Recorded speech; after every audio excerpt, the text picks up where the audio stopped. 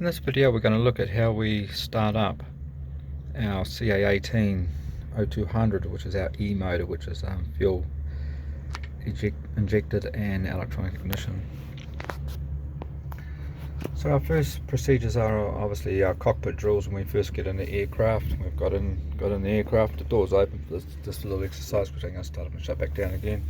We look down between our legs here and we have the park brake, so we're going to put that over across into the park hold position, and then we're going to depress the pedals down there until we have pressure. Okay, the stick held back and between our knees, we'll keep it there so it'll stop the ailerons from flapping around. Come across and look at our fuel. We've already would have dipped our tanks by now and we would know what fuel we've got on board.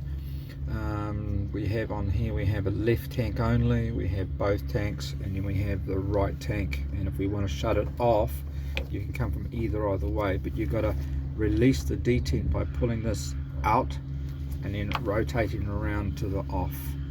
In the off position, you can go either way without having to do anything, and it will snap back down, and then you can't go back to the off position unless you release the detent. Today we're just going to leave it on the left fuel tank, which is feeding from our left hand side out there. Next thing to check is the trim before we go taxiing around. We've got a couple of marks on here for takeoff and for landing.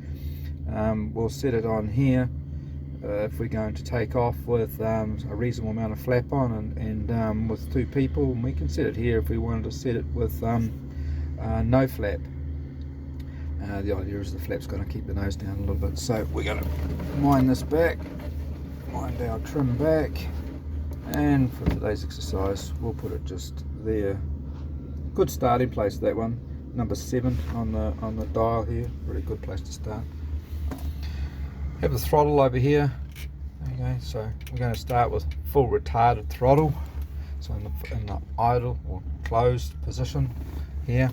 Bear in mind this is fuel injected and electronic ignition, so the computer looks after a lot of the engine management stuff for us. So over here on the flight panel, we'll start a little bit opposite. We'll over here just to explain the flight panel. We have the 2 fuel gauges here, and they show no current state because the power is off at the moment. Above that we have oil pressure, we have oil temperature, we have the hobs, and we have voltage currently on our bus. Up here is quite an important one. This is our mixture control, which can lean or enrich in the mixture in flight and for start up. And this one down here is our oxygen sensor. So for startup purposes, we're going to leave that in the off position, and we're going to set the mixture to 0, which is the line there will line up with the 0. If I come around a bit more like that, you'll see. Okay, the ball's sitting out to the side like this because I've got a bit of a gusty wind going at the moment and it's pushing my aeroplane over, so that's nothing to worry about. So over here we have just the normal dials and gauges. So we have airspeed indicator, we have an electronic altimeter, which we'll see when we turn the key on. This is the LCD programmer, and it gives me the information from the computer about what's happening with the engine. It displays a lot of the information that you can see around here, but this one here is our manual tachometer, which we use all the time. And then up here we have our aircraft engine states. So we have an ECU warning. So this is when you first turn on, you'll see this light up. It'll flash a couple times and stay on solid if you take a while to start it up. Alternator charge will stay on until the engine starts up and it creates a charge. Fuel pump A and fuel pump B, so Alpha and Bravo fuel pumps. Down a bit lower here we have the master power, and that just turns on the power for the aircraft. We have a press to start button, and we have the master alternator circuit, the 50 amp circuit here.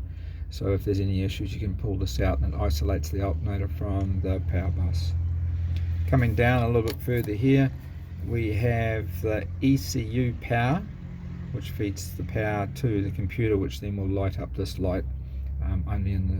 That light only comes on in the stopped state or if there's a fault.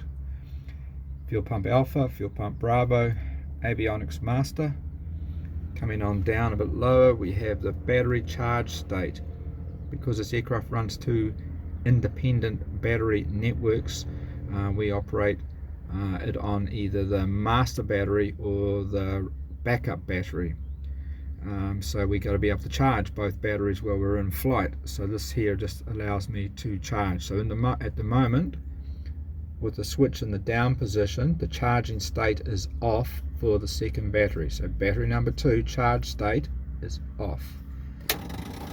If that was in the on state, that would be to charge the battery. And you can't turn that on like just now with no master on, and that's because it just livens up everything. It's a secondary fail-safe network for charging, and it works on a secondary bus, which is this one here. So here's your master battery and your auxiliary battery. Okay, so we always leave it in the master battery position, which is up. If we turn it to the auxiliary battery, then we're running on the auxiliary battery, and then we can pick that one up for the charge. Okay. Beacon light, that's underneath the aircraft. We use that for startup and takeoff and landings and everything else, or just generally to be seen.